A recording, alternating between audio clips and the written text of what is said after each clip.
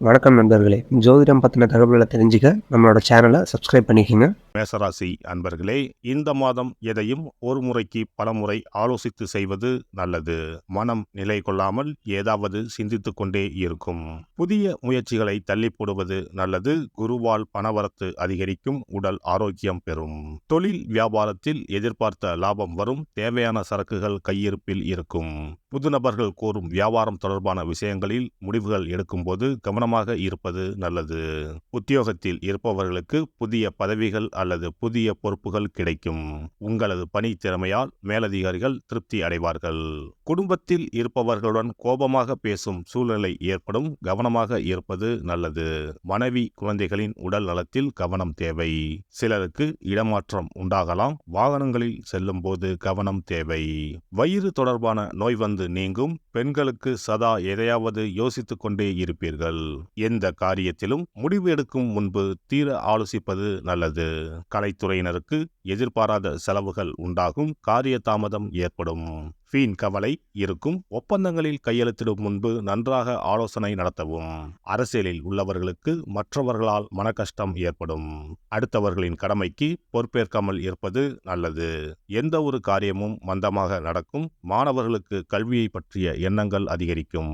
பாடங்களை படிக்கும்போது மனதை ஒருமுகப்படுத்தி படிப்பது நல்லது. நட்சத்திர பலன்கள். அஸ்வினி, இந்த மாதம் உறவினர்கள் வகையில் தவிர்க்க முடியாத சுப செலவுகளை சுமக்க நேரும்.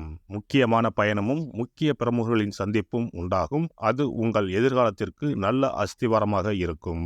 சிலர் கூட்டு முயற்சிகளில் லாபம் தேடலாம். சிலர் குடும்பத்தினரோடு சேர்ந்து கூட்டு தொழில் செய்து லாபம் பார்க்கலாம். பரணி நட்சத்திரம், இந்த மாதம் ஆரோக்கியம் நன்றாக இருக்கும்.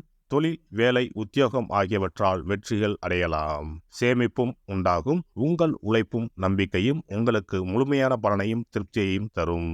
எதிர்ப்பும் இடையூறும் ஒருபுறம் இருந்தாலும் உங்களின் தன்னம்பிக்கையாலும் தைரியத்தாலும் அவற்றை போராடி எதிர்த்து நின்று வெற்றி கொள்வீர்கள். கார்த்திகை நட்சத்திரம், இந்த மாதம் கடமைகளை காப்பாற்றுவீர்கள். பொருளாதாரத்தில் பிரச்சனை இருக்காது என்றாலும் வைத்திய செலவும் அல்லது வீண் விரய செலவும் தவிர்க்க முடியாததாக இருக்கும். அதனால் சில சமயம் விரக்தி ஏற்படலாம். மனதில் ஆறுதலும் நம்பிக்கையும் உண்டாகும். தொழில், வியாபாரம், உத்தியோகத்தில் பிரச்சனைகள் இருக்காது. கந்த சஷ்டி விரதம் இருந்து முருகனை வணங்க பிரச்சனைகள் குறையும். மனதில் அமைதி உண்டாகும். சிறப்பு பரிகாரம். சித்ரா பௌர்ணமி அன்று செய்ய வேண்டிய வழிபாடு மற்றும் அதனால் ஏற்படும் பலன் என்ன என்பதனை பற்றி காண்போம். தமிழ் மாதங்களின் முதல் மாதம் சித்திரை மாதம். சித்திரை மாதம் பிறந்தாலே பல பண்டிகைகள் வரிசையாக வரும். அவற்றுள் ஒன்று சித்ரா பௌர்ணமி ஆகும். பௌர்ணமி என்றால் முழு நிலவு நாள், முழுமை பெற்ற நாள். ஒவ்வொரு மாதமும் பௌர்ணமி வரும் என்றாலும் சித்திரை மாதம் வரும் பௌர்ணமி சிறப்பு வாய்ந்தது. அன்றுதான் சித்ரா பௌர்ணமி என்று நாம் கொண்டாடுகிறோம். சித்ரா பௌர்ணமி அன்று சித்திரகுப்தன் வழிபாடு செய்வது மிகவும் சிறந்தது. சித்திரகுப்தன் யமதர்ம ராஜனின் கணக்காளர் ஆவார். அவர் நமது பாவ புண்ணிய கணக்குகளை ஏட்டில் எழுதி நாம் இறக்கும் தருவாயில் யமதர்மனிடம் அறிவிப்பார். வானவில்லான அவரது தாயின் பல வண்ணங்களை உணர்த்தும் பொருட்டுத்தான் சித்திரகுப்தருக்கு பல வண்ண துணியை சாத்துவார்கள். சித்திரகுப்தன் கேது என்ற கிரகத்திற்கு உரிய கடவுள். அவருக்கு கொல்லினால் செய்யப்பட்ட வடை அல்லது சுண்டல் படைக்க வேண்டும். மலர்களால் அர்ச்சனை செய்து வழிபட வேண்டும். சித்ரா பௌர்ணமி அன்று சித்திரகுப்தனை வழிபடுவதன் மூலம் நமது எண்ணங்கள் தூய்மை அடையும்.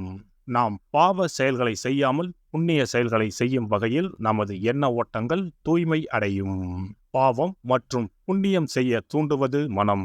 மனதை செம்மைப்படுத்தி புண்ணிய வழியில் மனதை செலுத்தும் வழியை சித்திரகுப்தன் நமக்கு அருள்வார். அதன் மூலம் செம்மையான வாழ்வு கிட்டும். செல்வ வளங்களும் பெருகும். செவ்வாயின் நட்சத்திரமான சித்திரை நட்சத்திரத்தில் சந்திரன் சஞ்சரிப்பதால் அன்று அம்மன் வழிபாடு செய்ய செவ்வாய் தோஷம் நீங்கும். அன்றைய தினம் தாய்க்கிரகம் சந்திரன் அதிபலம் பெறும் நாள். இந்த நாள் பெண்கள் தாயையும் தாய் வம்சத்திற்கு செய்ய வேண்டிய ஆகம கடமைகளையும் செய்ய வேண்டிய நாள்.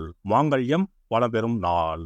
சித்ரா பௌர்ணமி அன்று வீட்டை சுத்தம் செய்து பூஜை அறையில் விநாயகர் படத்தை வைத்து அரிசி மாவால் சித்திரகுப்தன் படம் வரைந்து கையில் ஏடும் எழுத்தாணியும் வரைய வேண்டும். சித்திரகுப்தா என்று சொல்லிக் கொண்டு இருக்க வேண்டும். அன்று உப்பில்லாத உணவுகளையே உண்ண வேண்டும். மாலையில் பௌர்ணமி தினம் உதயமானதும் சித்திரகுப்தனுக்கு பூஜை செய்ய வேண்டும்.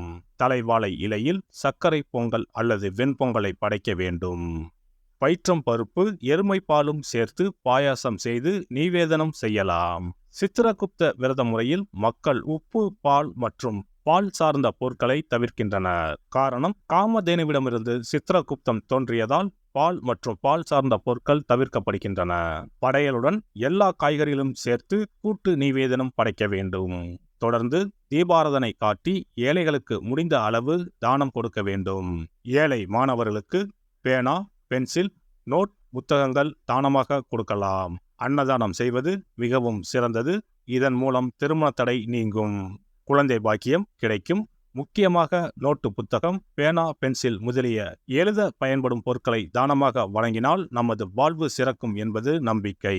ஒருவரின் ஜாதகத்தில் கேது சரியில்லை என்றால் பல பிரச்சனைகளும் உடல் உபாதைகளும் அனுபவிக்க நேரிடும். அதனால்தான் ஜோதிட சாஸ்திரம் ராகுவை போல் கொடுப்பார் இல்லை, கேதுவை போல் கெடுப்பார் இல்லை என்கிறது. இப்பேற்பட்ட கேது பகவானின் தொல்லையில் இருந்து விடுபட வருடத்திற்கு ஒரு முறையாவது சித்திரகுப்தனை வணங்க வேண்டும்.